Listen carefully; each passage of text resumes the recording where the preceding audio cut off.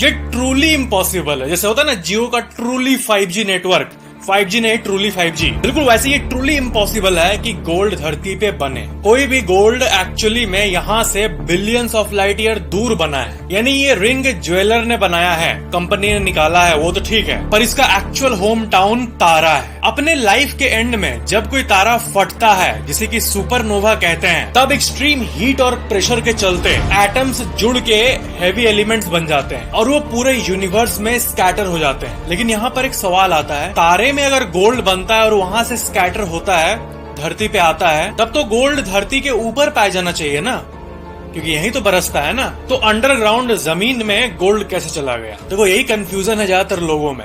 ऐसा नहीं होता है कि तारा से फट के गोल्ड धरती पे आ रहा है, वैसा नहीं होता। ये है कि फटे हुए तारे से जो भी गैसेस स्प्रेड होते हैं पूरे यूनिवर्स में, गैसेस पूरे यूनिवर्स में बिखर जाते हैं और यही गैस सब कूल होकर, ठंडा होकर बाद में प्लैनेट्स का रूप लेते हैं। तो जो मटेरियल, जो गैस ठंडा होके प्लैनेट बन रहा है जैसे कि धरती, उसके मटेरियल में ही गोल्ड रहता है रेडीमेड। यानी जब धरती शुरू में फॉर्म हो रही थी, तब शुरू में ही फॉर्मेशन के समय में ही वो गैसेस सॉलिडिफाई हो गए, प्लैनेट का रूप ले लिए और उसमें गोल्ड था। और हैवी एलिमेंट जैसे कि गोल्ड धरती के अंदर चले गए, अंदर सिंक कर गए, धस गए, और इसलिए गोल्ड अंडरग्राउंड ही पाया जाता है।